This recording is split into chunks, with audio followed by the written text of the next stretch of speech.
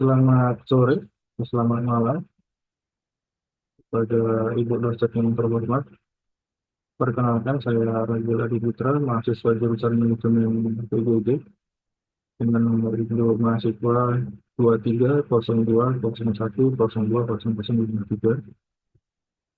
Hari ini saya akan mempresentasikan topik anger management dalam mata kuliah Estetika Humanisme sebagai ujian akhir semester saya untuk uh, tahun ini. Baik, mari kita mulai. Izin. Manajemen amarah dalam estetika humanisme adalah pendekatan yang mendalam terhadap emosi manusia, khususnya amarah. Kita akan melihat bagaimana pendekatan ini melampaui metode tradisional pengendalian amarah atau anger management. Estetika humanisme mendorong kita untuk memahami sumber amarah dan menyebabkan strategi yang berfokus pada penyembuhan, pertumbuhan, dan kesejahteraan holistik. Memahami amarah pertama-tama penting bagi kita untuk memahami amarah itu sendiri. Amarah adalah emosi universal yang dialami oleh manusia, semua manusia. Ini merupakan reaksi normal terhadap situasi yang mengancam atau menyakitkan. Lebih dari itu, amarah bisa menjadi sinyal penting bahwa ada sesuatu yang tidak beres dalam hidup kita. Mungkin kebutuhan yang tidak terpenuhi atau batas-batas yang telah dilanggar. Sumber amarah biasanya ada tiga faktor, yaitu adalah faktor internal, eksternal, dan trauma masalah. Amarah itu bisa bersumber dari berbagai faktor. Faktor internal seperti pikiran, keyakinan, dan nilai kita dapat memiliki amarah. Misalnya, seseorang yang percaya dirinya harus selalu adil mungkin lebih mudah marah saat menghadapi ketidakadilan. Faktor eksternal seperti peristiwa atau interaksi dengan orang lain juga bisa memicu amarah. Yang tidak kalah penting, trauma masa lalu bisa menjadi sumber amarah yang mendalam dan kompleks. Kemudian, efek negatif amarah yang tidak terkendali, itu biasanya ada tiga faktor juga, hubungan yang rusak, kesehatan mental yang terganggu, dan masalah fisik.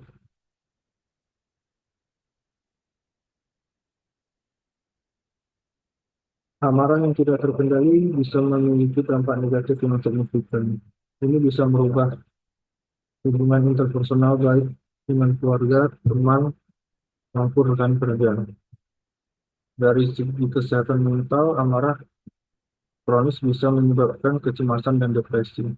Bahkan secara fisik, amarah yang tidak terkendali bisa menyebabkan masalah seperti tekanan darah tinggi dan sakit kepala.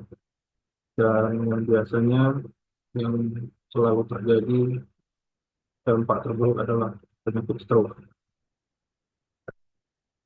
Kemudian penerapan estetika humanisme itu ada empat, yaitu kesadaran diri, penerimaan diri, empati, dan keterampilan manajemen amarah. Dalam mengelola amarah,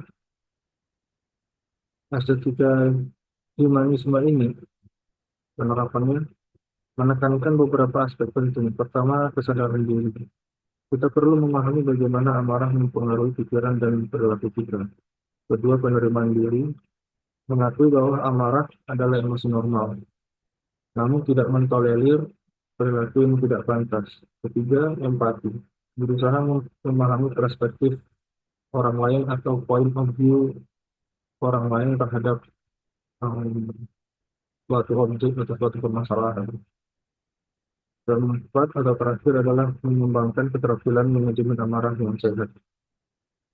Mari kita lihat bagaimana kita bisa menerapkan manajemen amarah dalam kehidupan sehari-hari. Contoh di tempat kerja.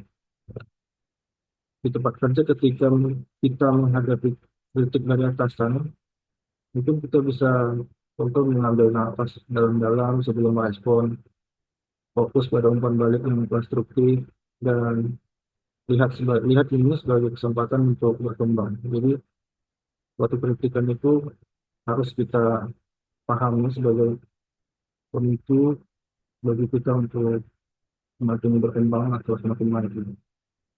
Kemudian dalam hubungan atau relationship dengan pasangan contohnya.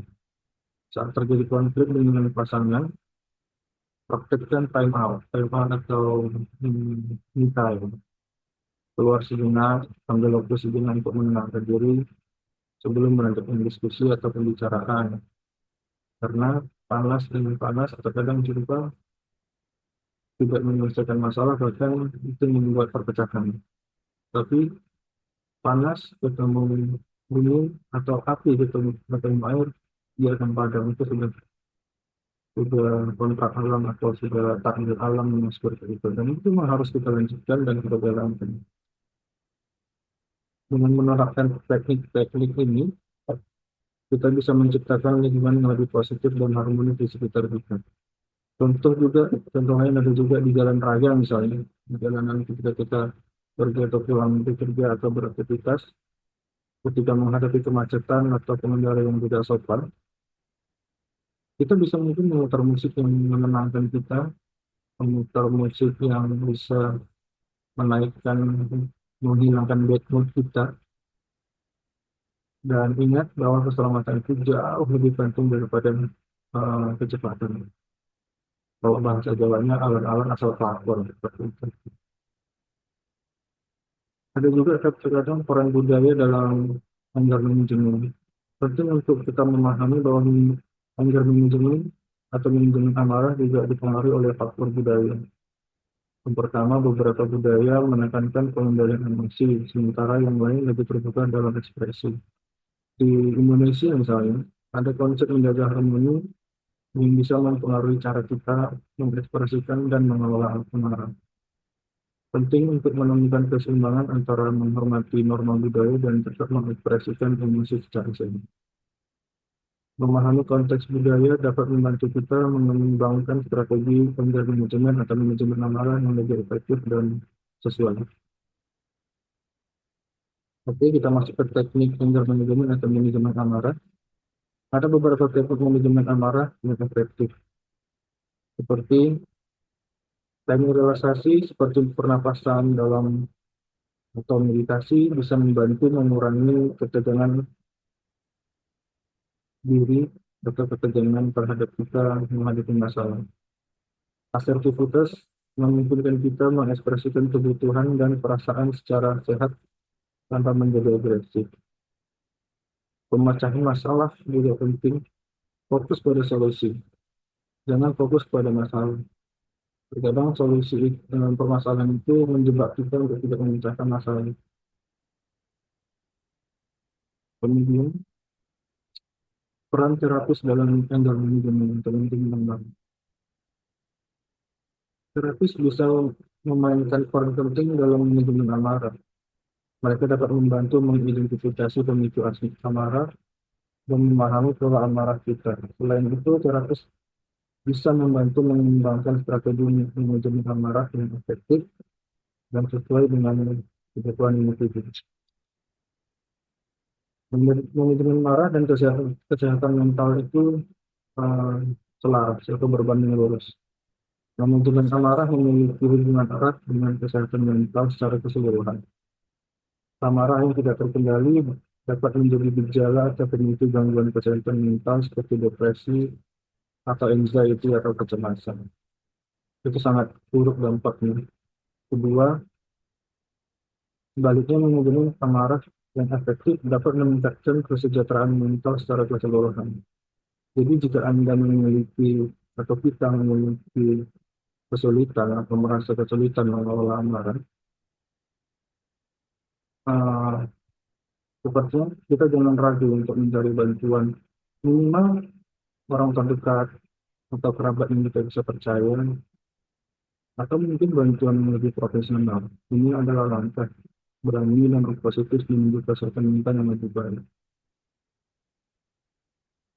Teknologi dan manajemen amarah di era digital ini juga dapat membantu dalam manajemen amarah.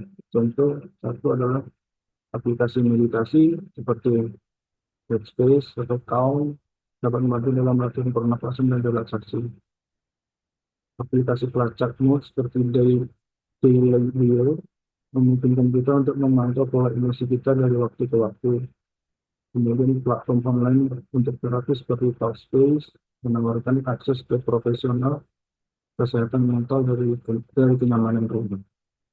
Namun penting untuk diingat bahwa teknologi hanyalah alat bantu, bukan solusi. Teknologi hanya alat bantu yang mampu untuk membantu kita menyelesaikan masalah atau menyelaraskan amarah emosional yang menggelora di diri kita.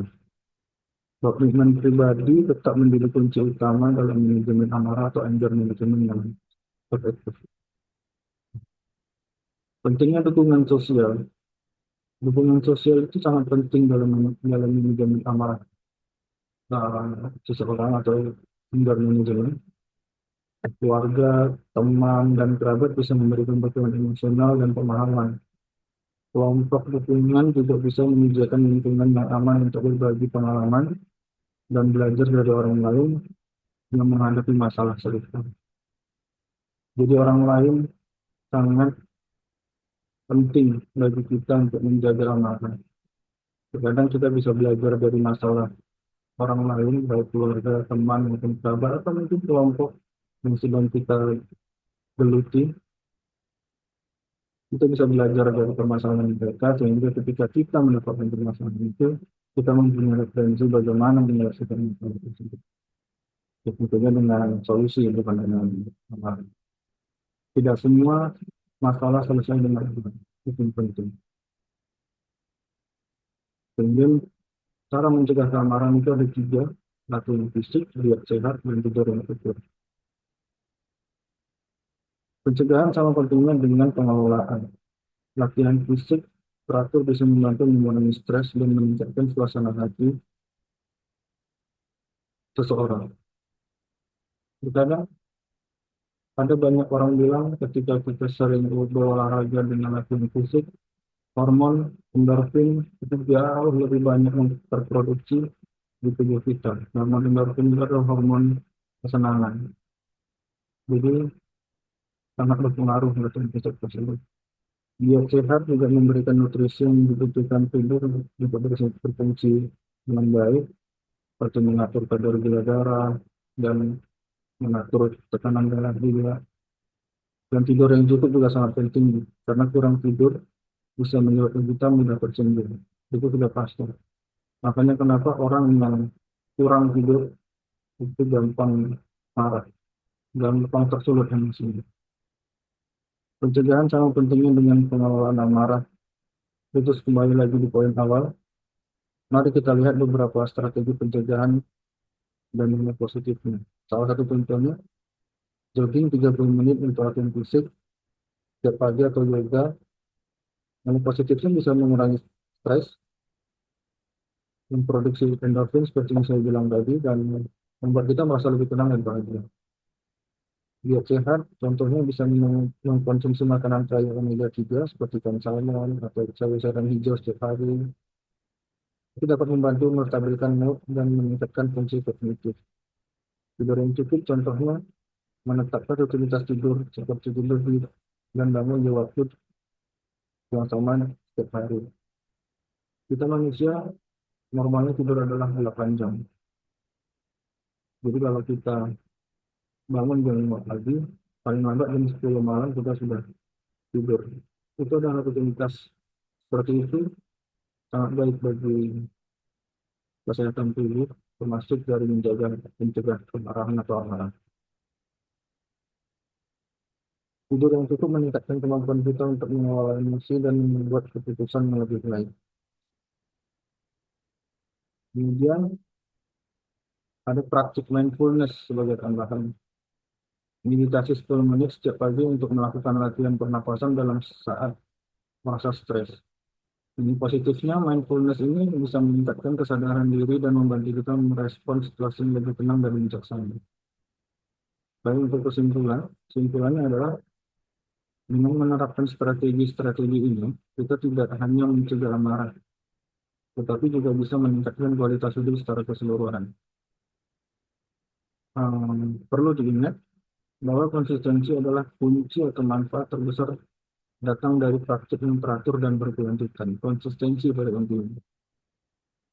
Manajemen amarah atau anger management dalam estetika humanisme ini adalah pendekatan holistik yang mengakui kompleksitas emosi manusia dengan mengembangkan kesadaran diri, keterampilan manajemen amarah, dan memanfaatkan dukungan sosial.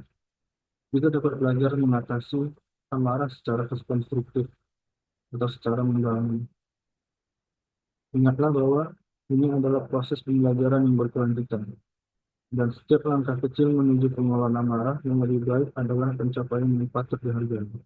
Sebagai penutup, untuk menutup presentasi ini, perlu diingat bahwa anger management atau manajemen amarah adalah perjalanan, bukan tujuan, proses, bukan tujuan.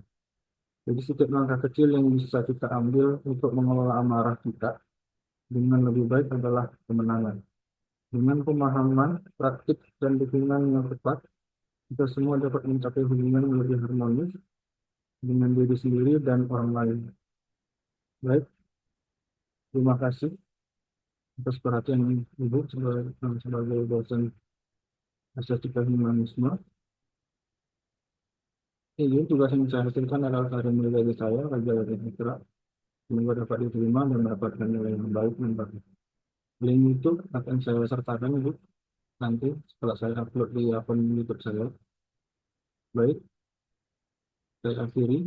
Assalamualaikum warahmatullahi wabarakatuh. Salam sejahtera bagi kita semua. Shalom, Om Swastiastu, Namo Buddhaya, Salam kebajikan.